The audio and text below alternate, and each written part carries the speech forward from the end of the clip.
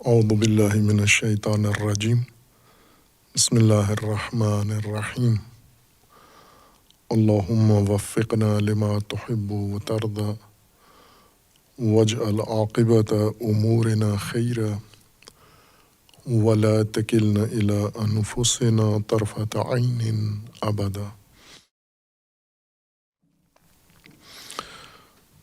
رب ادخلنی مدخل صدق واخرجنی مخرج صدق واجعل لی من لدنک سلطانا نصیرا۔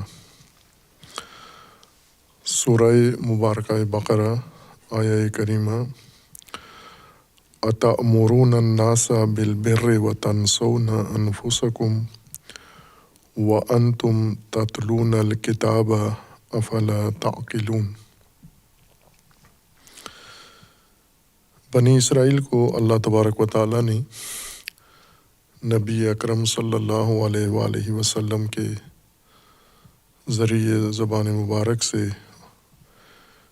وہ تعلیمات جو ان کی کتابوں میں پہلے انہیں دی گئی تھیں اور جنہیں وہ فراموش کر بیٹھے ان کی یاد دہانی کروائی ہے، اور یہ امور مختص نہیں ہیں بنی اسرائیل کے ساتھ بلکہ عمومیت رکھتے ہیں، چونکہ بنی اسرائیل مومنین کے لیے ایک مثال کے طور پر پیش کیے گئے ہیں، ایک مثالی سماج جس نے ہدایت کے باب میں اوج و حضیض دیکھا ہے، جس نے بہت ہی اونچ نیچ دیکھی ہے، بہت عظمت بھی پائی ہے اور بہت گھٹیا اور پست مقام تک بھی پہنچے ہیں، اس لیے انہیں ایک مثال کے طور پر پیش کیا ہے۔ ان جملہ امور میں سے قرآن کریم نے یہ انہیں بتایا ہے یا توبیخ کی ہے، سرزنش کی ہے، طعنہ کے طور پر انہیں فرمایا ہے کہ اتأمرون الناس بالبر وتنسون انفسکم، لوگوں کو بر کا امر کرتے ہو اور اپنے آپ کو فراموش کیے ہوئے ہو، خود فراموش ہو۔ وَأَنْتُمْ تَتْلُونَ الْكِتَابَ، جبکہ تم تلاوت کتاب بھی کرتے ہو، کتاب کی تلاوت کرتے ہوئے، کتاب سے آگاہی رکھتے ہوئے آپ اس تضاد کا شکار ہو، جس چیز کا امر لوگوں کو کرتے ہو اپنے آپ کو اس سے محروم رکھا ہوا ہے۔ افلا تعقلون، تم عقل کیوں استعمال نہیں کرتے، تم سوچتے کیوں نہیں، سمجھتے کیوں نہیں تم اس بات کو؟ یہ تو بہت واضح سی بات ہے، یہ تمہیں معلوم ہونی چاہیے کہ جو امور لوگوں کو بتاتے ہو اگر وہ تمہارے نزدیک ٹھیک ہیں، درست ہیں، تو سب سے پہلے خود عمل کرو ان کے اوپر، اور اگر وہ اپنے لیے پسند نہیں کرتے ہو، ٹھیک نہیں ہیں، تو لوگوں کو بھی اس کا امر نہ کرو۔ یہ تضاد عملی طور پر ہر قوم کے اندر ہے، اور آج ہم موجودہ نسل میں دیکھیں تو مثال سے زیادہ جن لوگوں کے لیے یہ مثال دی گئی ہے وہ اس کے اندر مبتلا ہیں، باوجود اس کے کہ قرآن کریم میں اس آیہ کریمہ میں آیہ 44 میں اور دیگر متعدد آیات میں مومنین کو اس تضاد کی طرف متوجہ کیا گیا ہے اور اس تضاد کے آثار ذکر کیے گئے ہیں کہ اس کا نتیجہ کیا نکلتا ہے۔ توبیخ کے طور پر قرآن کریم نے ایک تو اس تضاد کی نشاندہی کی ہے، اور دوسرا انہیں یہ فرمایا کہ نافہمی کا شکار ہو تم، ناسمجھی کا شکار ہو۔ افلا تعقلون، سوچتے کیوں نہیں، سمجھتے کیوں نہیں ہو تم، تعقل و تفکر کیوں نہیں کرتے۔ یہ موضوع بھی جہاں قرآن کریم نے ذکر کیا ہے، قرآن کی متعدد آیات میں اہمیت کے ساتھ اس موضوع کو بیان کیا گیا ہے، موضوع عقل، تعقل اور عقلانیت، اور جس طرح قرآن نے اسے اہمیت دے کر ذکر کیا ہے انسان کی ہدایت کے لیے، اسی طرح سے عملی طور پر بھی انسان کی ہدایت میں اس پہلو کا سب سے زیادہ حصہ ہے، عقل کا، تعقل کا اور عقلانیت کا۔ اور جیسا بنی اسرائیل کو اللہ تبارک و تعالیٰ نے فرمایا ہے کہ افلا تعقلون، تم سمجھتے کیوں نہیں، تعقل کیوں نہیں کرتے، عقل سے کام کیوں نہیں لیتے، یہ خصوصیت ہر نسل کے اندر ہے ناسمجھی کی، اور آج کی موجودہ نسل اس کے ہاتھوں زیادہ نقصان اٹھا چکی ہے۔ غیر عقلانی رویہ، غیر عقلانی تدین، غیر عقلانی رد عمل، غیر عقلانی مذہب مسلک، جس کے اندر عقلانیت نہ ہو وہ تباہی ہے۔ اور بنی اسرائیل کے انحطاط میں، سقوط میں اور ان کی گراوٹ میں سب سے زیادہ اس چیز کا دخل ہے، اور بنی اسرائیل ہی کی طرح دیگر اقوام جو ان سے پہلے ہیں یا ان کے بعد ہیں، یا ہم موجودہ انسانوں کو دیکھیں، خواہ وہ مسلمان ہوں یا غیر مسلم ہوں، عقل کے باب میں انسان ضعیف ثابت ہوا ہے مجموعی طور پر اگر ہم دیکھیں۔ البتہ بعض ایسے مثالیں و مواقع موجود ہیں جہاں پر انسان نے اجتماعی طور پر عقلانیت اختیار کی ہے۔ انفرادی طور پر عقلانیت کے زیادہ نمونے اور مثالیں موجود ہیں، لیکن انفرادی عقلانیت انسان کی سماجی ہدایت کی بنیاد واقع نہیں ہوتی، اس کا فائدہ صرف فرد کو پہنچتا ہے یا اس فرد سے تعلق رکھنے والے محدود افراد کو۔ قرآن کریم جس ہدایت کو پیش کر رہا ہے اور جن کے لیے وہ سماجی اور معاشرتی اجتماعی ہدایت ہے، جیسا کہ اسی آیہ کریمہ میں اللہ تبارک و تعالیٰ نے افراد کو خطاب نہیں کیا، سماج کو خطاب کیا ہے۔ یا بنی اسرائیل، عنوان ان کا بنی اسرائیل، جس کو ہم آج پیش کرتے ہیں جمعیت یا برادری، فلاں برادری مثلاً، جیسے مختلف علاقوں کے اندر مختلف شناخت کے لوگ بس رہے ہوتے ہیں تو انہیں برادری کے طور پر ذکر کیا جاتا ہے۔ عربی میں انہی کو بنو، ابنا یا بنی، یعنی برادری یا جمعیت کا عنوان دیا جاتا ہے۔ اب یہ ایک معاشرہ ہے، ایک سماج تھا، یثرب کے اندر اپنی مخصوص شناخت کے ساتھ رہتے تھے۔ یہ بنام اہل کتاب یا بنام بنی اسرائیل، اور جن لوگوں کو خطاب ہے، یعنی جن کے لیے یہ مثال پیش کی جا رہی ہے، وہ بھی مومن سماج ہے، مسلم سماج ہے۔ انہیں بتایا جا رہا ہے کہ بنی اسرائیل کو اللہ تبارک و تعالیٰ نے نعمتیں عطا کیں، اور ان نعمتوں کے ساتھ انہوں نے عہد کیا اللہ کے ساتھ، لیکن نعمتیں بھی بھول بیٹھے اور عہد بھی فراموش کر دی اور وفا نہیں کیا۔ اور سب سے بڑی گمراہی کی علامت یہ ہے بنی اسرائیل کی کہ ان کے سامنے وہ رسول آئے ہیں جن کا ذکر، تذکرہ، پیشگوئی ان کی کتابوں میں موجود تھی۔ ان کے اپنے دین و مذہب میں جس چیز کی تعلیم موجود تھی اور انہوں نے اسے پڑھا ہوا تھا، آج جب عملاً ان کے سامنے وہ نبی آئے ہیں تو انہوں نے انکار کر دیا، اور وہ کتاب جو ان کی کتابوں کی مصدق ہے، تائید کنندہ ہے، یہ کتاب جب ان کے سامنے پیش کی گئی تو اس کتاب کو انہوں نے جھٹلا دیا ہے۔ یہ بڑی گمراہی ہے ان کی۔ سماج کو سماج کے لیے مثال بنایا جا رہا ہے۔ بنی اسرائیل ایک سماج ہے، مثال اس کی بنائی گئی ہے ایک دوسرے سماج کے لیے جو حالت تشکیل میں ہے، مومن سماج اور مسلم سماج، یا ایک قرآنی سماج یا قرآن کے بقول متقی سماج بننے جا رہا ہے۔ انہیں اس چیز کی طرف متوجہ کیا گیا ہے، اور ان تذکرات میں یہ توبیخ اس لفظ سے کی گئی ہے کہ عقل سے کام کیوں نہیں لیتے، سوچتے کیوں نہیں، سمجھتے کیوں نہیں آپ۔ آج بھی اگر ہم دیکھیں تو گمراہی کا سب سے بڑا سبب، خواہ یہ گمراہی لا دین لا مذہب طبقے کے اندر ہو یا مذہبی لوگوں کے اندر ہو، مختلف نوعیت کی گمراہی مذہب کے ہوتے ہوئے یا مذہب کے بغیر جب انسانی سماج میں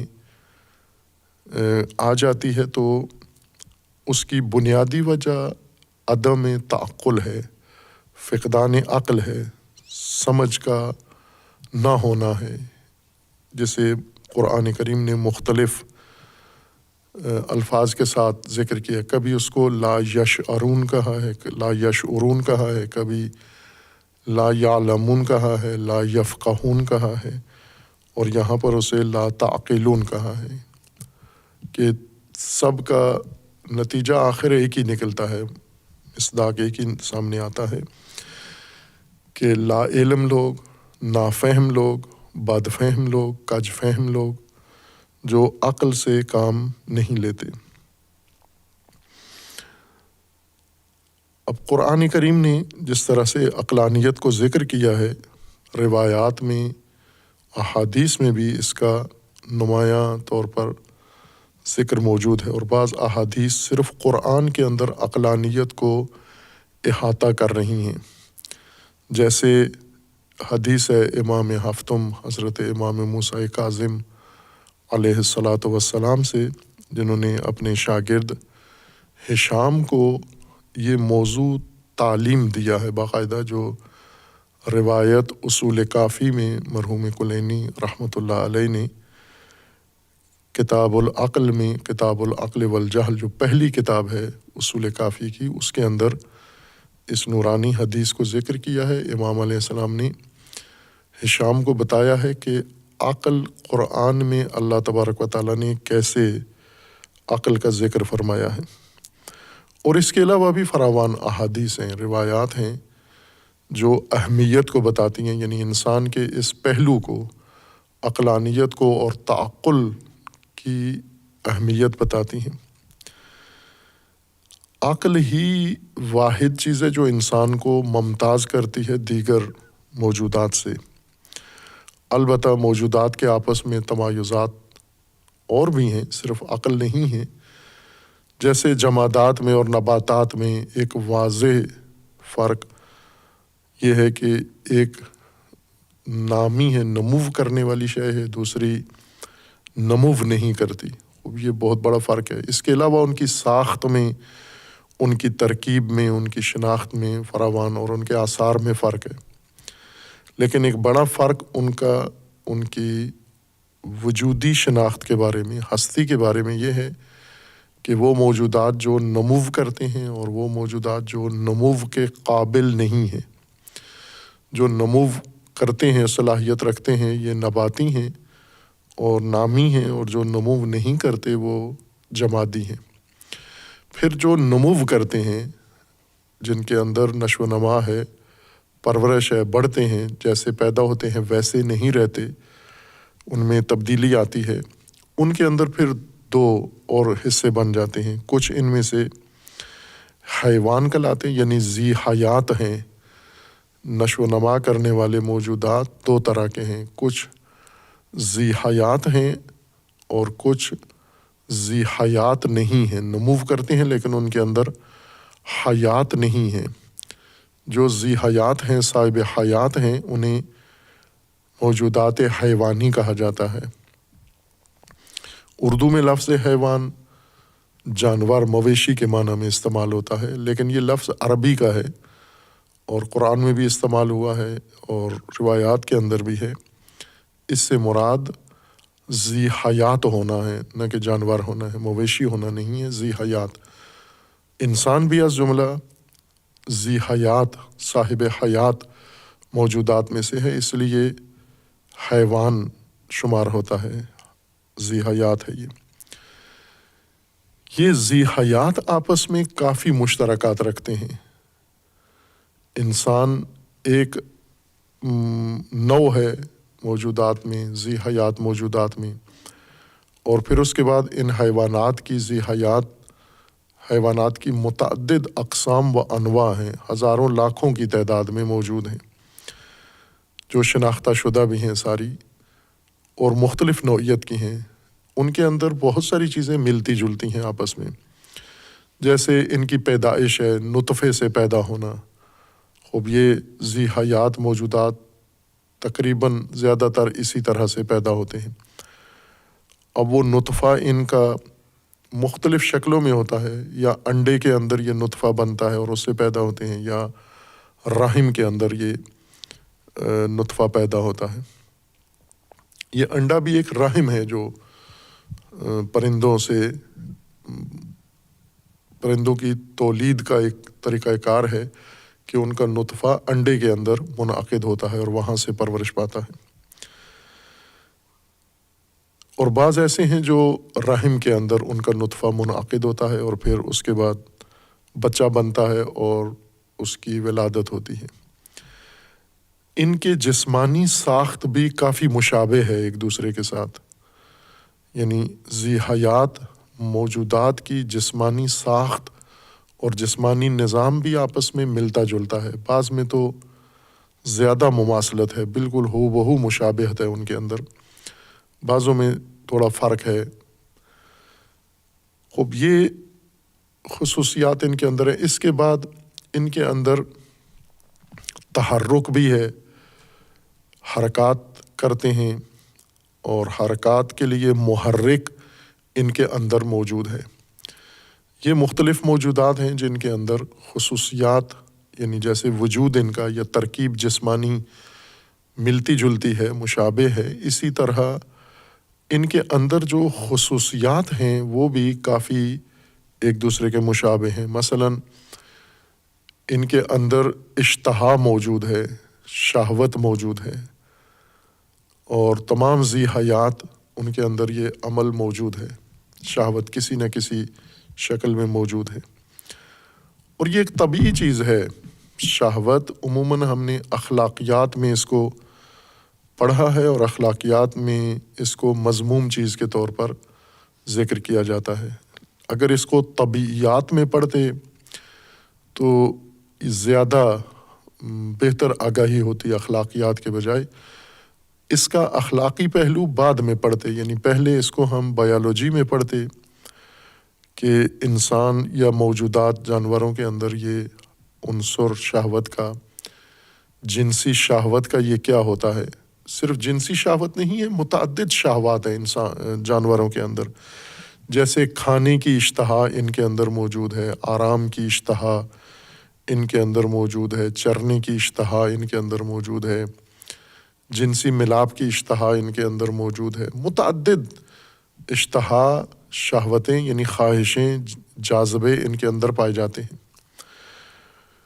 اور اسی طرح ان کے اندر دفاعی نظام بھی ملتا جلتا موجود ہے، اپنے وجود کا یا اپنے نوع کا دفاع کرنا، یہ بھی ان کے اندر مشترکہ ملتی جلتی خصوصیات ہیں۔ اور اگر ہم طبیعیات کے لحاظ سے دیکھیں ان کو، اخلاقیات میں نہیں، طبیعیات میں، تو کوئی چیز مذموم نہیں ہے، قابل سرزنش نہیں ہے۔ خلقت کے لحاظ سے جو چیز انسان میں یا موجودات جانوروں میں پیدا ہو گئی ہے وہ قابل مذمت نہیں ہے، چونکہ وہ ضروری ہے، ان کے وجود کا حصہ ہے، وہ لازمی ہے اس کا ہونا، اس کے بغیر ناقص پیدا ہوتا ہے۔ جیسے مثلاً ہم انسان کی مثال لے لیں کہ انسانوں میں عورت مرد دونوں شکلیں اگر ہم دیکھیں تو جب تک ان کے اندر تمام اعضاء اور خصوصاً جنسی اعضاء مکمل نہ ہوں تو ان کو سالم بچہ یا سالم انسان نہیں سمجھتے۔ وہ افراد جو پیدائش میں جنسی اعضاء کے لحاظ سے خلل کا شکار ہوتے ہیں وہ خود بھی اور باقی لوگ بھی انہیں اپنے سے الگ تھلگ سمجھتے ہیں۔ انہیں یعنی جس طرح اخلاقیات میں ہم اشتہا یا شہوت کو پڑھتے ہیں تو یہ تو سب سے اچھے انسان اور سب سے بڑھیا انسان وہ ہونے چاہیے جن کے اندر نہ زنانہ جنسی عضو ہے اور نہ مردانہ جنسی عضو ہے، بالکل جنسی عضویت سے یہ خالی ہیں۔ تو یہ سب سے بہتر انسان، کامل انسان ان کو کہنا چاہیے تھا، جبکہ انہیں کہا جاتا ہے کہ ان میں کمی ہے، یعنی جنسیت کے لحاظ سے مکمل نظام جو اللہ تبارک و تعالیٰ نے انسان کی پیدائش کے لیے، وجود کے لیے بنایا ہے، اس لحاظ سے ان کے اندر خلل آ گیا ہے، طبعی خلل ہے، نہ اخلاقی، طبعی خلل ہے ان کے اندر۔ خوب طبیعیات میں تو اس کو نہیں آپ کہہ سکتے کہ مذمت کریں کہ شہوت، ذی شہوت ہونا بری بات ہے۔ ان کی بقا کے لیے، ان کی نو کے لیے، ان کی پرورش کے لیے یہ ایک لازمی عنصر ہے۔ جس طرح اشتہائے بطنی ہے، جس طرح بھوک ہے، اب بھوک تمام جانداروں کے اندر موجود ہے، تو یہ اخلاقیات، اس کے اخلاقی احکام ہیں کہ بھوک میں کی صورت میں کیا کھانا چاہیے، کتنا کھانا چاہیے، کب کھانا چاہیے۔ یہ موضوع اخلاقیات کا نہیں ہے، بھوک طبیعیات کا موضوع ہے، علم طبیعیات کا موضوع ہے۔ بھوک کیوں بھوک لگتی ہے جاندار کو، بھوک کس فائدے کے لیے ہوتی ہے؟ بھوک خود دلیل ہے کہ یہ پرورش پا رہا ہے، اس کو سلامتی ہے، یعنی بھوک لگنے کا مطلب یہ ہوتا ہے کہ یہ ایک سالم موجود ہے۔ بھوک کا مطلب یہ ہوتا ہے کہ یہ پرورش پا رہا ہے، حالت رشد و نمو میں ہے۔ یہ کوئی عیب نہیں ہے بھوک لگنا، پیاس لگنا۔ اسی طرح جنسی تمایل عیب نہیں ہے انسان کے اندر بھی اور جانور کے اندر بھی، بلکہ ان کے طبعی نظام کی تکمیل کا ایک حصہ ہے، یہ بھی ان کا ایک نظام کا حصہ ہے۔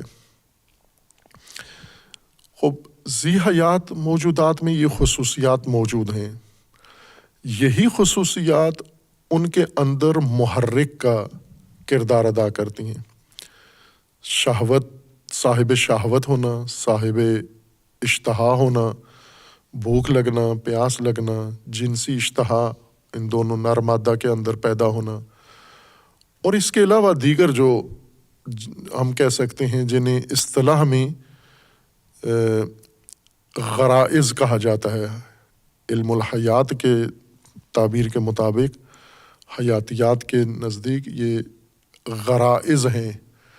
غرائز جمادات میں نہیں ہوتے اور اسی طرح نباتات میں نہیں ہوتے، پودوں میں، جانداروں میں ہوتے ہیں۔ جاندار کسی بھی طرح کا ہو، اس کے اندر یہ غرائز موجود ہوتے ہیں، خواہ وہ حشرے ہوں، مکھیاں ہوں، یا وہ پرندے ہوں، وہ زمین پہ چلنے والے جانور ہوں، یا وہ سمندر میں ہوں، خشکی میں ہوں، تری میں ہوں، سب کے اندر غرائز موجود ہیں۔ غریزہ عربی لفظ ہے اور اس سے مراد یہ ہوتی ہے کہ ایک ایسی نامرئی صلاحیت انسان کے اندر جو اس کے وجود کے اندر یا جاندار کے اندر موجود ہوتی ہے، اس کے وجود کے اندر رکھی گئی ہے، باقاعدہ طور پر حصہ ہے اس کے وجود کا، بظاہر آپ کو نظر نہیں آتی، جیسے انسان میں غضب ہے، غصہ ہے، بھوک ہے، پیاس ہے، یہ سب غرائز کے زمرے میں آتے ہیں، احساسات بن کر انسان میں ظاہر ہوتے ہیں۔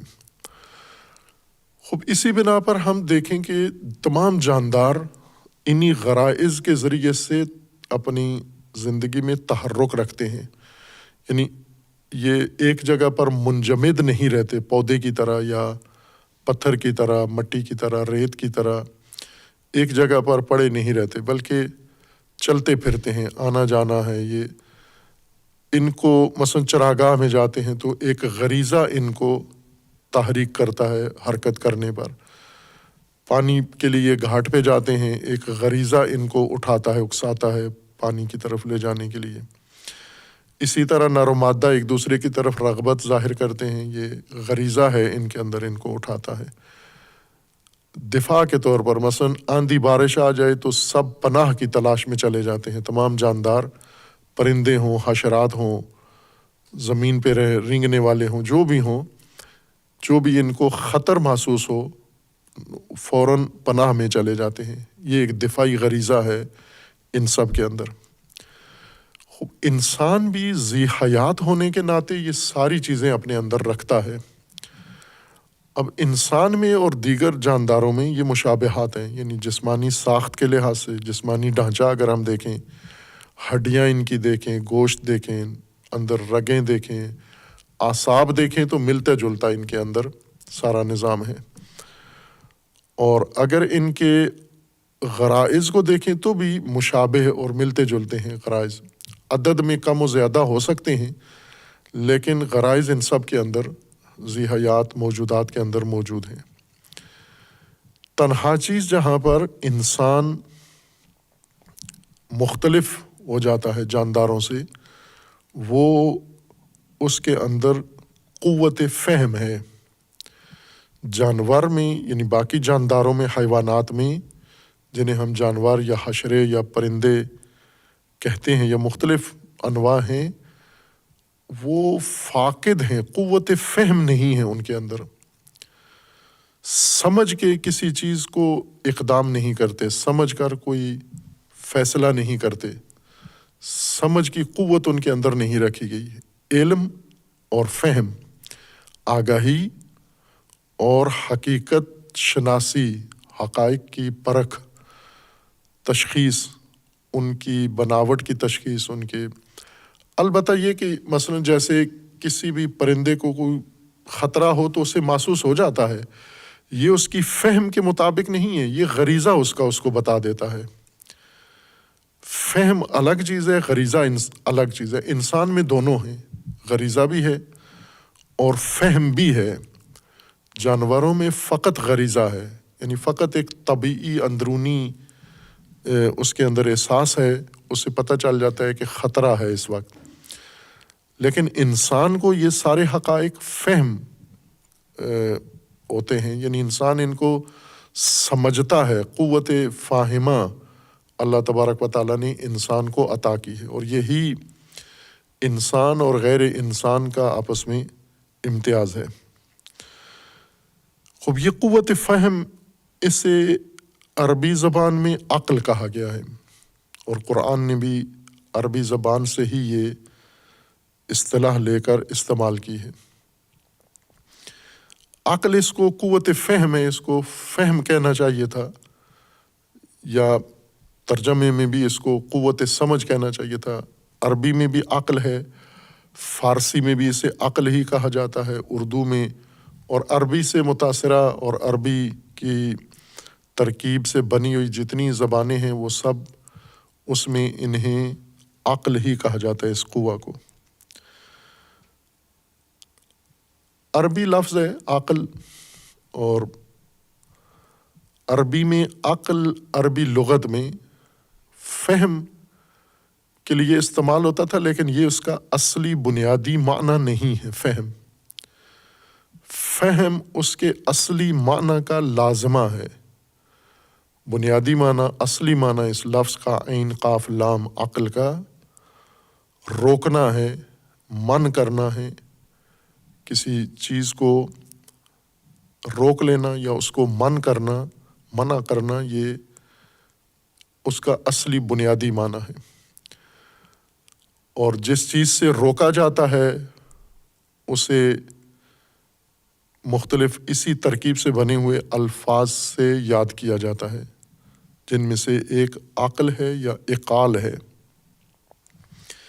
اس کی موٹی مثال جو آج بھی عربی زبان میں رائج ہے اس لفظ کا استعمال عربوں کے ہاں، کہ وہ مویشیوں کو روکنے کے لیے، کہ مثلاً چراگاہوں میں روکنے کے لیے یا اپنے باڑوں میں، ڈیروں میں، اپنے رہائشی خیمے کے نزدیک ان کو روکنے کے لیے کہ جانور ہے چوپایا نکل نہ جائے، دور نہ چلا جائے، گم نہ ہو جائے، اسے اپنے ارد گرد یا اپنی جگہ پر باندھنے کے لیے مختلف جانوروں کو مختلف طریقوں سے باندھا جاتا ہے۔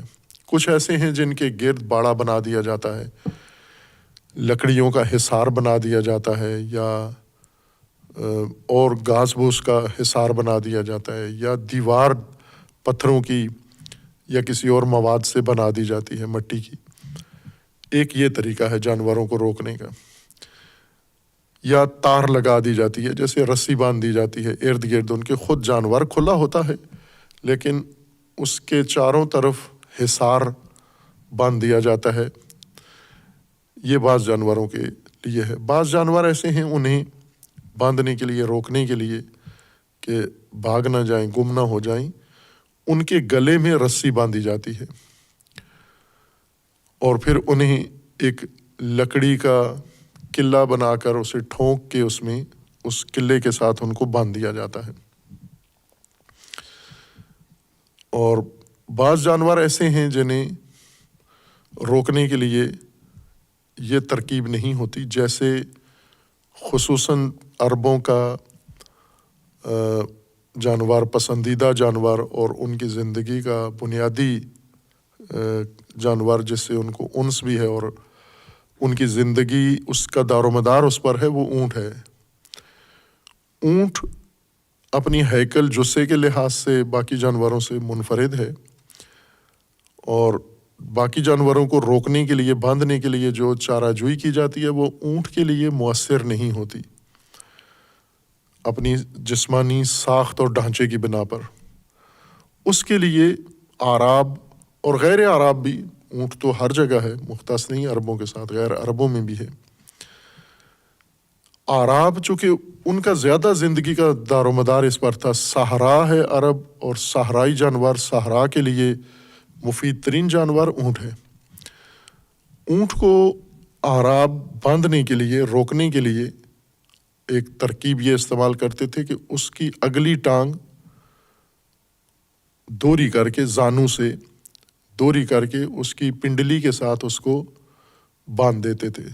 اونٹ کی اگلی ٹانگ زانو سے، جیسے انسان کا بازو دوہرا ہو جاتا ہے، ٹانگ بھی دوہری ہو جاتی ہے، مثلا زانو سے انسان اپنی پنڈلی کو اپنی ران کے ساتھ لگا سکتا ہے بیٹھتے ہوئے، جیسے تشہد کی حالت میں انسان بیٹھتا ہے یا کسی ورزش کے طور پر یا کسی بھی حالت میں ضرورت کے وقت انسان زانو خم کر کے اپنی پنڈلی کو، پاؤں والا حصہ یہ اپنی ران کے ساتھ جوڑ لیتا ہے.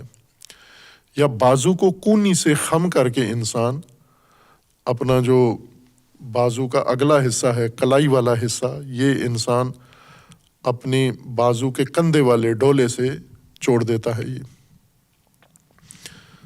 اسی طرح اونٹ کے اندر بھی یہ خصوصیت موجود ہے کہ وہ بیٹھتا بھی اسی طرح سے ہے. جب بیٹھتا ہے تو زانو خم کر دیتا ہے، اگلا زانو، اور اس کا پاؤں پنڈلی کے ساتھ جڑ جاتا ہے. لیکن کھڑے کھڑے جانور کو روکنے کے لیے عربوں کا طریقہ یہ تھا کہ وہ کھڑے ہوئے جانور کا ایک زانو اگلا اٹھا کے خم کر کے اور اس کو رسی سے باندھ دیتے تھے، اور 3 ٹانگوں پر وہ جانور حرکت نہیں کر سکتا، کرے بھی تو کہیں جا نہیں سکتا، ادھر ہی آگے پیچھے ہوتا رہتا ہے، اپنا وزن بھی قائم رکھتا ہے. البتہ یہ اذیتناک حالت ہے جانور کے لیے. 4 ٹانگوں پر جو وزن قائم رہنا ہے وہ 3 ٹانگوں پر رکھنا، یہ جانور کے لیے تکلیف دہ ہے. لیکن انسان کے اس ظلم کو وہ سہتا ہے اور جتنی دیر کے لیے اس کو 3 ٹانگوں پہ کھڑا کیا جاتا ہے، 4تھی ٹانگ خم کر کے باندھ دی جاتی ہے، وہ رکا رہتا ہے وہاں پر. اس رسی کو جس سے عرب زانو اونٹ کا خم کر کے باندھ دیتے تھے، اس کو عربی میں اقال کہتے تھے. اقال، عین قاف الف لام، اقال. اقال کا مطلب یعنی روکنے والی، باندھنے والی رسی. اور یہ رسی جو اونٹ کے پاؤں باندھنے کے لیے تھی، یہ عربی لباس کا حصہ بن گئی ہے. آج بھی عرب لباس پہنتے ہیں، سر کے اوپر رومال رکھتے ہیں، اس رومال کے اوپر ایک گول رسی اوپر رکھ دیتے ہیں، ایک دائرہ نما. آج کل تو وہ صنعتی طور پر، فیشن کے طور پر بنائی جاتی ہے اور خوبصورت بنائی جاتی ہے، اچھی لگتی ہے وہ ان کے سروں پہ. اس لباس کے ساتھ بہت موزوں جچتی ہے یہ رسی، اور اس کی کئی شکلیں بن گئی ہیں. لیکن یہ جو لباس عربوں کا تھا، یہ یوں نہیں کہ شروع سے لباس میں یہ رسی ان کے سر پر آئی ہے، بلکہ یہ ان کی ایک زندگی کا حصہ تھا، صحرائی زندگی کا، کہ رسی کو اونٹ کو باندھ دیتے تھے، پھر اس رسی کو جب اونٹ کھول دیتے تھے تو چونکہ چھوٹی رسی ہوتی ہے، بڑی نہیں ہوتی، اور یہ رسی کسی جگہ بھی انہیں کام آ سکتی ہے، اس رسی کو محفوظ کرنے کے لیے اپنے سر پہ باندھ لیتے تھے، اور جب ضرورت پڑتی تھی سر سے اتار کے زانو، اونٹ کے زانو سے باندھ دیتے تھے، جب ضرورت پڑتی زانو کھول کے اپنا سر باندھ لیتے تھے۔ یہ اس سے جیسے ہم دیگر پیشوں میں بھی دیکھتے ہیں یہ کام ہوتا ہے، لیکن یہ چیزیں فیشن نہیں بنی۔ عموماً ہم دیکھیں اگر جو بڑھئی کا کام کرتے ہیں، یہ عموماً پینسل اپنے کان کے پیچھے لٹکا لیتے ہیں، مستری لوگ، بڑھئی لوگ یہ کام کرتے ہیں کہ گم نہ ہو جائے، چونکہ انہیں بار بار نشان لگانے ہوتے ہیں تو وہ پینسل محفوظ کرنے کے لیے کان کے پیچھے لگا لیتے ہیں۔ اب یہ فیشن نہیں بنا کہ کان کے پیچھے پینسل رکھنا بھی ایک فیشن بن جاتا، آج کل جو بڑھئی نہیں ہیں وہ بھی رکھتے، جیسے عرب آج کل جن کے اونٹ نہیں ہیں وہ بھی سر پہ رسی باندھ لیتے ہیں چونکہ ان کو اچھی لگتی ہے یہ۔ لیکن بنیادی طور پر آج بھی اس کا نام اقال ہی ہے، یہ رسی جو آج عرب لباس کا حصہ ہے اور مختلف شکلیں ہیں اس کی، اس کو اقال ہی کہتے ہیں۔ یہ اقال اس رسی کو نہیں کہتے جو سر پہ باندھی جائے، اس رسی کو کہتے ہیں جو اونٹ کا زانو باندھنے کے لیے، ٹانگ باندھنے کے لیے استعمال کی جاتی ہے۔ بس اصل جو معنی ہے اقال کا وہ روکنا ہے، من کرنا، کسی چیز سے حرکت نہ کرے، رک جائے، ٹھہرا رہے، متوقف ہو جائے، آگے نہ جائے، یہ اصل معنی ہے اس لفظ کا۔ اور اسی سے پھر بہت سارے اور اس کے موارد جہاں پر روکنے کا عمل رسی کے بغیر ہے وہاں بھی یہ لفظ استعمال ہوتا ہے، جیسے وہ بچہ جو ماں کے قریب، اس کو ماں پابند کر لے کہ بچہ کہیں بھی نہ جائے، اس کے لیے بھی یہ لفظ اقال یا اعتقال استعمال کرتے ہیں۔ یا دیگر حیوانات یا دیگر امور میں بھی جہاں بھی روکنا، من کرنا کسی چیز کو مطلوب ہوتا تھا تو اس کے لیے یہی لفظ اقال، اعتقال اور اس طرح کے دیگر بنے ہوئے الفاظ استعمال کرتے تھے۔ اور معقل استعمال کرتے تھے مسجد کے وزن پر۔ معقل وہ جگہ جہاں پر مختلف چیزوں کو بند کیا جاتا ہے، جیسے مرغیوں کو ایک ڈربے کے اندر بند کر دیا جاتا ہے، یہ معقل ہے۔ معقل پناہ گاہ کو بھی کہتے ہیں، چونکہ وہاں پر ان چیزوں کو جو خطرے میں ہیں یا گم ہونے کا خطرہ ہے، جانداروں کو، جانوروں کو اکٹھا کر دینا، یا انسان اگر کسی جگہ پناہ لے لیں خطرے سے بچنے کے لیے اور پناہ میں ان کو رکنا ہو، اس کو معقل کہتے ہیں۔ تو اس طرح کے فراوان الفاظ عربی لغت کے اندر موجود ہیں جن کا مادہ عقل ہے اور معنی اس کا من ہے، منع کرنا، روک لینا کسی چیز کو آگے بڑھنے سے یا منتشر ہونے سے۔ انسان کے اندر جو قوت فہم ہے اس کو بھی عقل کہا گیا ہے، چونکہ اس قوت کا بھی ایک کام انسان میں یہی ہے جو اس رسی کا تھا، یعنی انسان کو روکنا، من کرنا، متوقف کرنا۔ کیوں؟ اس لیے کہ انسان بھی دیگر جانداروں کی طرح مختلف غرائز رکھتا ہے، مختلف جذبات رکھتا ہے، مختلف خواہشات رکھتا ہے، مختلف محرکات رکھتا ہے، کشش رکھتا ہے، جاذبے رکھتا ہے انسان، اندرونی بھی اور بیرونی بھی۔ مثلا باہر سے کوئی چیز انسان کو کھینچ لیتی ہے، انسان کے اندر ایسی قوت ہے موجود جو مجذوبیت کی، انسان جذب ہو جاتا ہے کسی شے کا، جاذب چیزوں کا مجذوب ہو جاتا ہے انسان۔ اور اسی طرح انسان کے اندر جیسے بھوک ہے انسان کو اکساتی ہے، اٹھاتی ہے، جہاں بھوک مٹانے کا سامان دیکھتا ہے، کہیں غذا خوراک نظر آئے تو فوراً اس کی طرف لپکتا ہے، جاتا ہے، چل پڑتا ہے اس کی طرف۔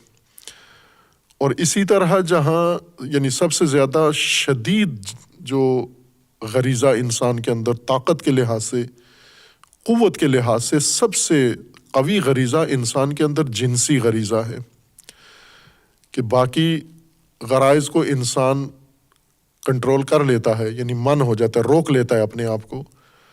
جو چیز انسان کے اندر روکنے کا کام کرتی ہے اسی کو اقال کہتے ہیں، وہ عقل ہے۔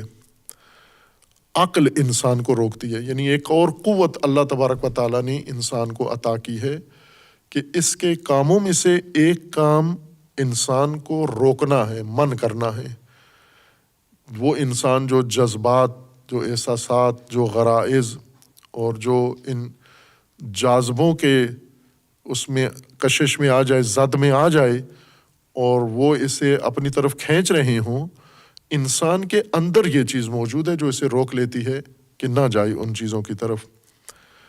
اس کو اس وجہ سے عقل کہتے ہیں۔ بنیادی طور پر یہ قوت جو روکتی ہے، یہ قوت ماسکہ نہیں ہے انسان کے اندر، روکنے والی قوت، قوت مانعہ نہیں اس کو کہتے، اس کو قوت فاہمہ کہتے ہیں، قوت فہم کہتے ہیں۔ یہ روکتی ہے انسان کو۔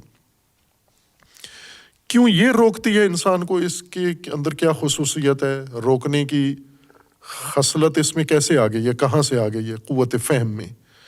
چونکہ فہم کا مطلب ہے کہ جو چیز ہے، جن صفات کے ساتھ ہے، جن خصوصیات کے ساتھ ہے، جیسے ہے کوئی چیز، انسان قوت فہم کے ذریعے سے اس کو درک کر لیتا ہے، ادراک کر لیتا ہے، برخلاف جانور کے، حیوان کے، دیگر اقسام و انواع کے جانداروں کے، وہ یہ کام نہیں کر سکتے۔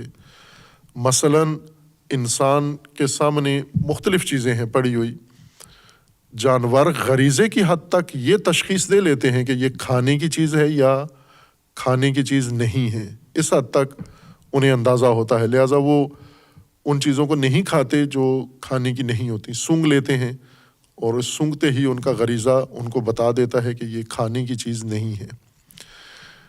لیکن انسان اس حد سے آگے سمجھتا ہے اشیاء کو، حقائق کو، باقاعدہ ان اشیاء کو تشخیص دیتا ہے، ان اشیاء کو سمجھتا ہے، ان کی ترکیب کو سمجھتا ہے، ان کے قوانین کو سمجھتا ہے، ان کی حقیقت کو سمجھتا ہے، ان کی صفات و خصوصیات کو سمجھتا ہے۔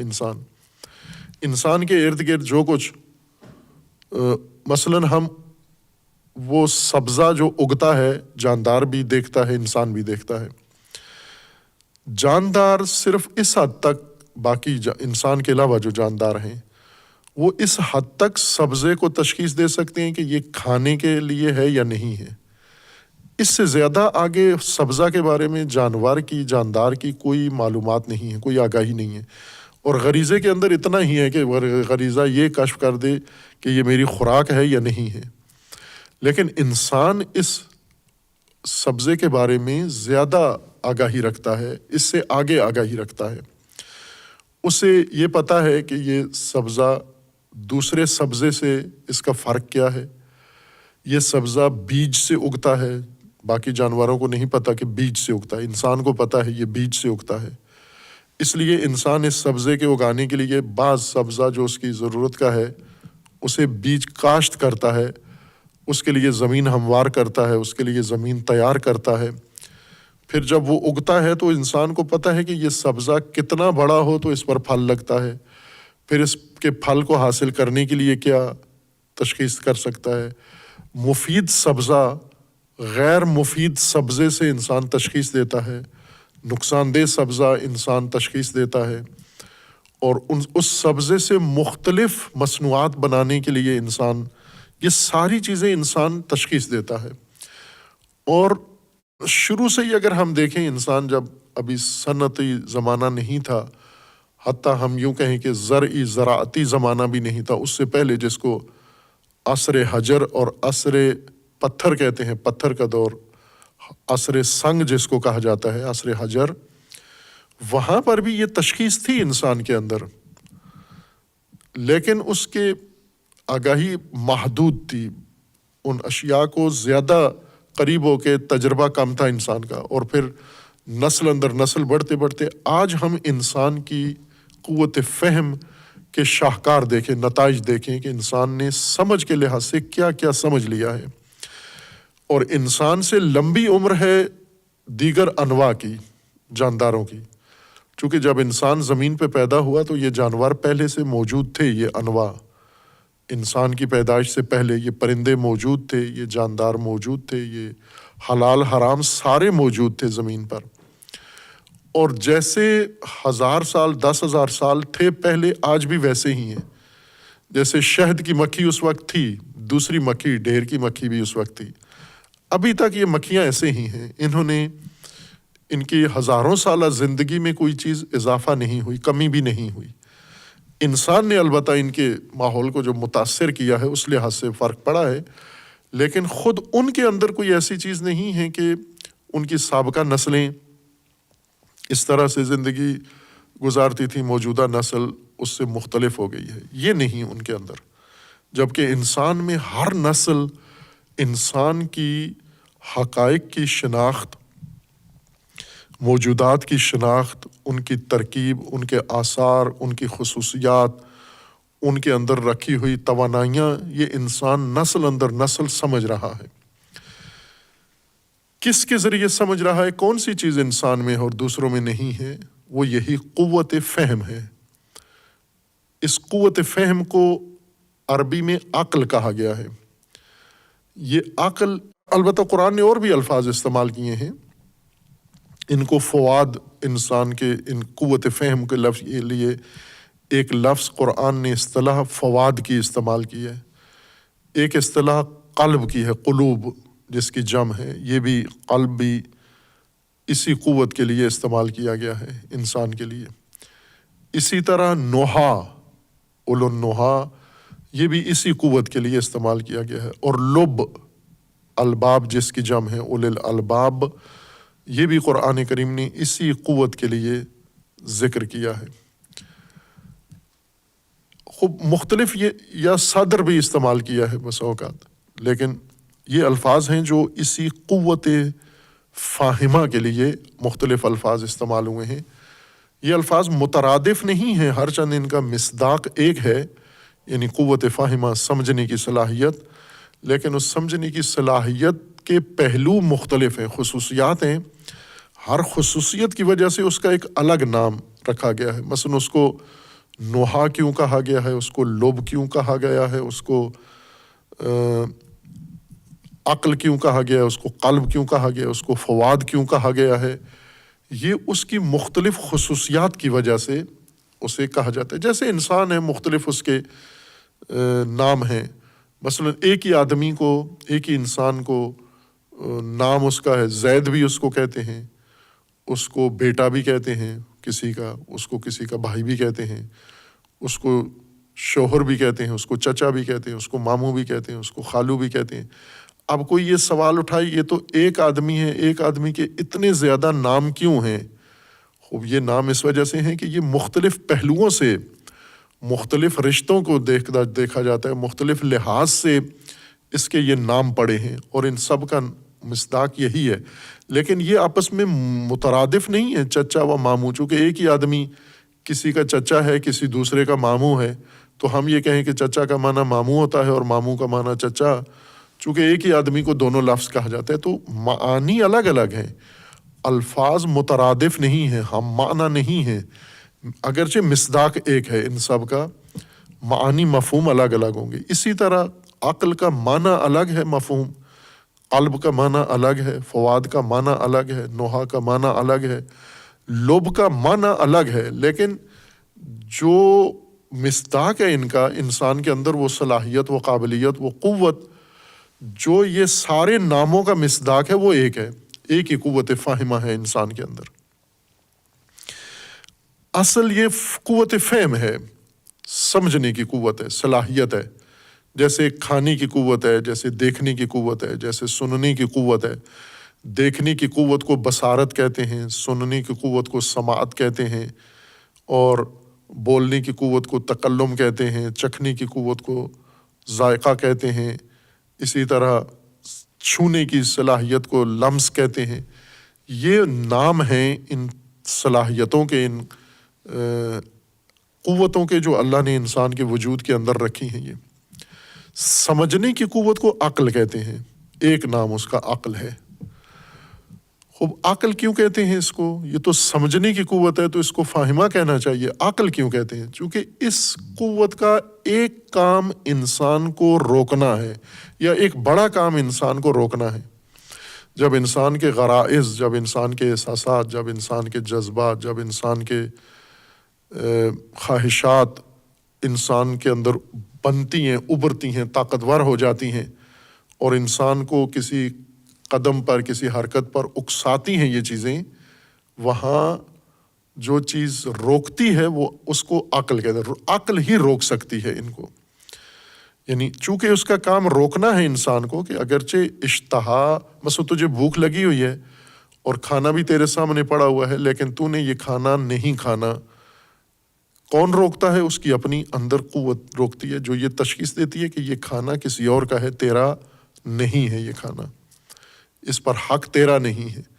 یہ جو چیز اندر سے انسان کو بتاتی ہے، وہ اقال کرتی ہے، وہ عقل ہے. اس قوت کا نام عقل ہے. عقل اس وجہ سے اس کا نام پڑا ہے، اصل بنیادی کردار اس کا سمجھنا ہے، لیکن یہ سمجھ کر، یعنی خوب اور بد کو سمجھتی ہے، صحیح اور غلط کو یہی قوت سمجھتی ہے، جائز و ناجائز کو یہی قوت سمجھتی ہے، مضر اور مفید کو یہی قوت سمجھتی ہے. چونکہ تمام خصوصیات کا سمجھنا اس کے ذمے ہے، تو سمجھ اس کو ہے تو روکنا بھی، روکتی بھی یہی ہے، چونکہ سمجھ اس کو ہے. جیسے ہم گھر میں چھوٹے چھوٹے بچے ہیں، یہ سارے مل کے کوئی کام کر رہے ہوں، یا ان پورے اس گروہ میں سے 4-5 بچوں میں سے ایک بچہ کوئی نقصان دہ کام کرنے جا رہا ہے، کوئی ایسا کام جو بچے کے لیے خطرناک ہے، اور باقی بچے اس کے ساتھ ہیں. یہ بچے کوئی بھی نہیں روکتا اس کو اس کام سے، لیکن گھر میں ماں ہو، اگر باپ ہو، کوئی بڑا آدمی ہو، وہ روکتا ہے بچے کو کہ یہ کام مت کرو. باقی بچے نہیں روکتے. کیوں نہیں روکتے؟ اس وجہ سے کہ باقی بچے اسی بچے کی طرح نافہم ہیں، نادان ہیں، یعنی ابھی قوت فاہمہ ان کی پختہ نہیں ہے. اس وجہ سے جس کے اندر یہ قوت فاہمہ ہے وہ روک لیتا ہے. اسے ہم پوچھیں، ماں کو پوچھیں، آپ کیوں روک رہی ہو اس کو؟ آپ نے کیوں روکا ہے؟ باقی کسی نے نہیں روکا، آپ اس بچے کو کیوں روک رہی ہو؟ تو وہ یہ جواب دے گی کیونکہ میں نے دیکھا ہے، سمجھا ہے کہ یہ بچہ خطرے کی طرف جا رہا ہے، خطرناک کام کرنے جا رہا ہے، غلط سیڑھی کے اوپر جا رہا ہے، کسی خطرناک نقطے کی طرف بڑھ رہا ہے، اس وجہ سے میں نے اس کو روکا ہے. یعنی چونکہ سمجھ ہے اس کو، اس سمجھ نے اسے روکنے کا کام بھی کروایا ہے. اصل اس قوت کا کام سمجھنا ہے، روکنا اس کے اعمال میں سے یا اس کے کاموں میں سے ایک کام ہے روکنا. لیکن یہ روکنا چونکہ اتنا اہم پہلو ہے اس قوت کا، سمجھنا و روکنا، کہ اس سمجھنے کو روکنے والی پہلو کا نام دے دیا گیا ہے. یعنی جیسے اصل لغت کے اندر رسی جس سے اونٹ کا زانو باندھا جاتا ہے، یہ رسی ہے بنیادی طور پر، لیکن اس رسی کا جو زیادہ استعمال ہے وہ اونٹ کو روکنے اور ٹھہرانے میں استعمال کیا جاتا ہے. اس وجہ سے اس رسی کا اس استعمال غالب یا استعمال کثیر، کثرت سے جس کام میں اس رسی کو استعمال کیا جاتا ہے وہی نام اس کو دے دیا جاتا ہے. مثلا یہ رسی انسان سر پہ بھی باندھ لیتا ہے، تو ظاہر سر پہ جب باندھتا ہے تو روکنے کے لیے تو نہیں باندھتا، اس لیے باندھتا ہے کہ رسی گم نہ ہو جائے کہیں. یا مثلا اس رسی سے گھر میں اور کام بھی لیتا ہے، مثلا رسی سے کوئی کبھی لکڑیاں بھی باندھ لیتا ہے، کبھی اس سے کوئی اور فائدہ بھی اٹھا لیتا ہے جو رسیوں سے لیا جاتا ہے. وہ فوائد بھی اس رسی کے ہیں، لیکن وہ فوائد اس فائدے کی نسبت کم ہیں. زیادہ فائدہ، بڑا فائدہ، نمایاں فائدہ یہ ہے کہ یہ رسی استعمال ہوتی ہے اونٹ کا زانو باندھنے کے لیے. اس رسی کو اس نمایاں فائدے کی خاطر اقال کہتے ہیں. تو انسان کی جو سمجھنے کی قوت ہے، اس قوت کو عقل کہتے ہیں. اصل سمجھنا ہے، اصل کام اس کا سمجھنا ہے، لیکن سمجھنے کے بعد اس کا جو زیادہ نمایاں کام ہے وہ انسان کو روکنا ہے. یعنی انسان کے جب جذبات ابھرتے ہیں، انسان کے غریزے جب ابھرتے ہیں، انسان متعدد اندرونی بیرونی کشش کے نتیجے میں بہت کچھ ٹھان لیتا ہے، بہت کچھ کرنے کے لیے مائل ہو جاتا ہے. وہاں جو چیز اس کو روکتی ہے وہ یہی اس کی قوت فاہمہ ہے. اب یہ کیوں روکتی ہے، باقی نہیں روکتے؟ چونکہ تشخیص یہ دے رہی ہے، سمجھ یہ قوت رہی ہے، فہم اس کو ہے، اس کو پتہ ہے نقصان دہ کیا ہے، مفید کیا ہے، مضر کیا ہے، مفید کیا ہے. چونکہ تشخیص اس کا کام ہے، فہم اس کا کام ہے، تو اس وجہ سے روکنا بھی اسی کا کردار ہے، یہی روکتی بھی ہے۔ اس روکنے کی وجہ سے اس کو عقل کہا جاتا ہے، اصل اس کا کام سمجھنا ہے۔ لہٰذا یہ وجہ تسمیہ ہے اس کا، قوت کا معنی عقل کا وہ قوت فاہمہ ہے، فہم کی قوت، جس کے ذریعے سے انسان تشخیص دیتا ہے، جس کے ذریعے سے انسان آگاہی حاصل کرتا ہے۔ اب اسی بنیاد پر علماء نے عقل کو دو حصوں میں تقسیم کیا ہے، ایک عقل علمی یا اصطلاح فلسفہ کے مطابق عقل نظری، اور ایک عقل عملی ہے ایک ہی، دو نہیں ہیں، کام دو ہیں، اس ایک قوت کے، اس ایک عقل کے دو کام ہیں۔ ایک کام اس کا یہ ہے کہ تشخیص دیتی ہے یہ موجود کیا ہے، درست کیا ہے، نادرست کیا ہے، اور حق کیا ہے، ناحق کیا ہے، کون سی چیز اس وقت مثلا سردی ہے، گرمی ہے، یہ شے زیادہ ہے، یہ کم ہے، یہ گنتی اتنی ہے، یہ جنس اتنی ہے، موسم اس وقت ایسا ہے، یہ ساری ہر انسان کے اندر یہ قوت اللہ تبارک و تعالیٰ نے رکھی ہے۔ اسی قوت کی بنا پر انسان دیگر جانداروں سے متمایز ہے، یہی قوت فہم، سمجھنے کی قوت۔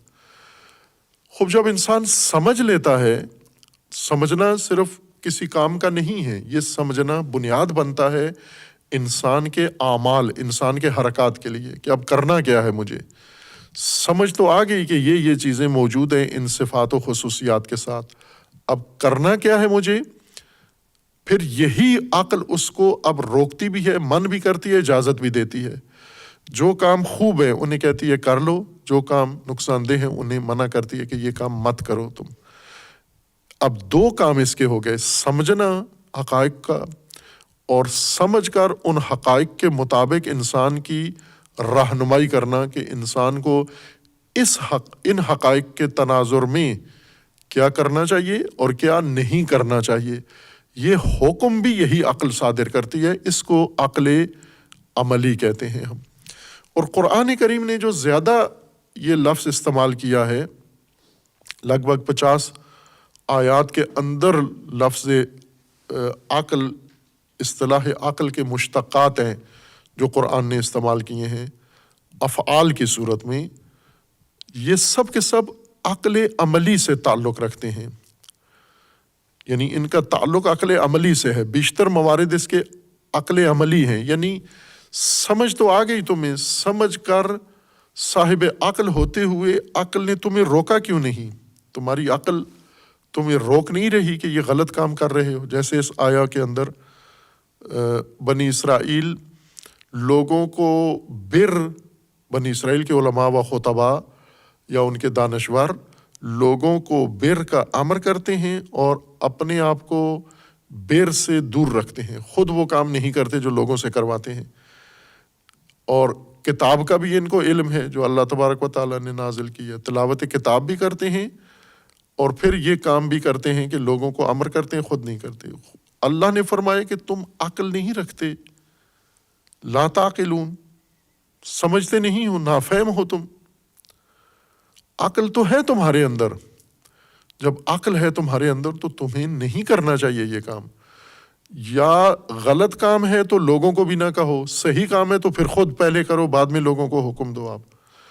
آپ لوگوں کو کہتے ہو، خود نہیں کرتے ہو، یعنی یہ کہ تمہارے اندر عقل نہیں ہے۔ چونکہ عقل ہو تو پھر یہ کام نہیں کرتے، یا عقل سے تم نے کام نہیں لیا، یا عقل تمہاری کسی بیماری کا شکار ہو گئی ہے، جیسے قرآن نے ذکر کیا ہے دل کی بیماریاں، عقل کی بیماریاں، سینے کی بیماریاں، جو انسان کی باطنی بیماریاں، مرض ہے، اور اس مرض میں مبتلا ہو کر واقعاً انسان تشخیص نہیں دے سکتا، اور واقعاً انسان کی عقل اس کو نہیں روکتی، چونکہ عقل مغلوب ہو جاتی ہے شہوات کے آگے، جذبات کے آگے، احساسات کے آگے، اور مغلوب عقل روکتی نہیں ہے، بلکہ مغلوب عقل خود جذبات کی پیروکار بن جاتی ہے، مطیع بن جاتی ہے، اور جذبات اس کے رہنما و امام بن جاتے ہیں۔ لیکن اگر جس طرح قرآن نے استعمال کیا ہے لفظ قلب سلیم، سالم عقل ہو، یعنی مغلوب نہ ہو، آفت زدہ نہ ہو، بیمار نہ ہو، مریض نہ ہو، یہ عقل انسان کو زندگی گزارنے کے لیے سب سے بڑا ذریعہ اللہ تبارک و تعالیٰ نے انسان کے اندر بنام عقل، یہ طاقت، یہ قوت، یہ صلاحیت پیدا کی ہے۔ اور روایات میں ہے، جیسا اشارہ کیا کہ اصول کافی میں مرحوم کلینی رحمۃ اللہ علیہ نے یہ روایات نقل کی، اور دیگر کتابوں میں ہے کہ اللہ تبارک و تعالیٰ نے آدم کو، تمثیلی بیان ہیں یہ سارے، حضرت آدم کو خلق کیا، حضرت آدم کو خلقت کے بعد حضرت جبریل امین کو بھیجا کہ آپ جا کے آدم کو یہ 3 چیزیں پیش کریں اور آدم سے کہیں کہ ان میں سے ایک کو انتخاب کر لے۔ آدم سے مراد یعنی انسان، کہ یہ چیزیں ان 3 میں سے ایک انتخاب کر لے اور 2 واپس کرنی ہے، آپ نے واپس لے آئیں۔ حضرت جبریل آئے، تینوں چیزیں آدم کے سامنے، انسان کے سامنے پیش کی اور کہا کہ اللہ کا حکم ہے کہ ان 3 میں سے ایک چن لو، باقی 2 واپس ہو جائیں گی۔ اور وہ 3 چیزیں کیا تھیں؟ وہ ہے عقل، انسان کو عقل، دین اور حیا، یہ 3 چیزیں آدم کے لیے، انسان کے لیے ہدیہ حضرت جبریل لے کر آئی، اور کہا 3 میں سے ایک چن لو آپ، اگر دین چنتے ہو تو عقل واپس ہو جائے گی، اور حیا چنو گے تو عقل اور دین واپس ہو جائیں گے، عقل چنو گے تو دین اور حیا واپس ہو جائیں گے، ایک آپ نے رکھنی ہے۔ تو انسان نے، حضرت آدم نے وہ چن لیا، عقل کو چن لیا۔ جب عقل کو چنا تو حضرت جبریل نے باقی 2 کو کہا کہ آپ واپس ہو، آپ کو نہیں انتخاب کیا گیا۔ تو انہوں نے کہا کہ ہم واپس نہیں ہو سکتے، چونکہ ہمیں اللہ کا حکم یہ ہے کہ جہاں عقل ہو وہیں رہنا ہے، آپ نے جہاں عقل ہو دین وہیں ہوگا، جہاں عقل ہو حیا بھی وہیں ہوگی۔ اور پھر اگلی ایک روایت اور ہے جو امام جعفر صادق علیہ الصلوۃ والسلام سے مروی ہے، بہت ہی خوبصورت ہے۔ جنود عقل و جہل، عقل کے لشکر، عقل کی سپاہ، عقل کے تابع دیگر صفات، یعنی عقل اگر ہو تو وہ ساری قدریں، وہ ساری چیزیں انسان کے اندر پیدا ہو جاتی ہیں۔ اگر عقل نہ ہو تو پھر جہل آ جاتا ہے۔ جہل بے معنی بے عقلی ہے، لا علمی نہیں، جہل کا مطلب نافہمی ہے، سفاہت، بے وقوف کو جہل کہا جاتا ہے۔ تو اگر انسان میں عقل نہ ہو، حماقت آ جاتی ہے، سفاہت، اس سفاہت کے بھی لشکر ہیں، سفاہت تنہا نہیں ہوتی، اگر وہ سفاہت ہو پھر اس کے وہ سارے لشکر، وہ ساری سپاہ اس کی بھی انسان کے وجود میں آ جاتی ہے، ڈیرے ڈال لیتی ہے۔ اور اس طرح پھر آگے دیگر روایات بھی ہیں جنہوں نے عقل کی انسان کے لیے اہمیت ذکر کی ہے، اور عقل سب سے بڑی نعمت ہے اللہ تبارک و تعالیٰ نے انسان کو عطا کی ہے۔ دین کی شناخت، دین کا مخاطب بھی انسان کی عقل ہے، دین کی شناخت بھی عقل کے ذریعے ممکن ہے، اور اطاعت دین میں بھی مرکزی کردار عقل کا ہے۔ زندگی کا اصل رہنما چراغ عقل ہے، وحی عقل کی رہنمائی کے لیے ہے۔ عقل کا نعم البدل نہیں ہے کہ یا انسان وحی پر عمل کرے یا عقل پر کرے، جیسا کہ تقابل کیا ہے بعضوں نے کہ وحی کے ہوتے ہوئے عقل کی ضرورت نہیں ہے۔ نہ، عقل اگر نہ ہو تو وحی سننے والا ہی کوئی نہیں ہے انسان کے اندر۔ عقل کے بغیر تو انسان جانوروں کی طرح ہے، تو جانوروں کو تو وحی سمجھ میں نہیں آتی، گدھے گھوڑے کو کیا پتا ہے کہ قرآن کیا کہہ رہا ہے؟ انسان سمجھتا ہے۔ انسان کی کون سی چیز سمجھتی ہے؟ عقل سمجھتی ہے۔ بس اصل دار و مدار انسان کی زندگی کا، عملی زندگی کا اور علمی زندگی کا، وہ عقل کے اوپر ہے۔ عقل انسان کے اندر اگر ہو پھر گمراہی نہیں آتی، اگر عقل مغلوب نہ ہو، عقل سالم ہو۔ اس لیے اللہ تبارک و تعالیٰ نے انہیں یہ فرمایا کہ تم لوگوں کو امر کرتے ہو بیر کا، اپنے آپ کو فراموش کرتے ہو، یعنی اس بیر پر خود عمل نہیں کرتے، جبکہ تم کتاب بھی تلاوت کرتے ہو، یعنی وہ منشور جو دیا گیا ہے پے در پے، تم وہ مسلسل پڑھتے رہتے ہو، دیکھتے رہتے ہو، وہ اس کے باوجود لوگوں کو جو کہتے ہو وہ خود عمل نہیں کرتے۔ کیا تم سمجھتے نہیں ہو؟ افلا تعقلون، عقل مر چکی ہے تمہارے اندر۔ ظاہر ہے یہ عقل میں خلل ہو تو انسان ایسے کرتا ہے۔ اور یہ موضوع بہت اہم ہے قرآن کریم کا، اور آگے آئے گا انشاءاللہ مختلف آیات کے اندر۔ قرآن کریم نے جو لوگ عقل سے کام نہیں لیتے انہیں دابہ کہا ہے، سب سے برا دابہ، رینگنے والا جانور جو عقل نہیں رکھتا، لا یعقلون، یہ اللہ کو سخت ناپسند لوگ ہیں، خواہ کسی بھی شکل میں ہو، مذہبی شکل میں ہو، دینی صورت میں ہو، علمی شکل میں ہو، کسی سماجی یا حیثیت سے ہوں، اللہ تبارک و تعالیٰ ان طبقات کو سخت ناپسند کرتا ہے، انہیں انسانیت کے زمرے میں شامل نہیں کرتا۔ باقی بات میں انشاءاللہ، وصلی اللہ علیہ محمد۔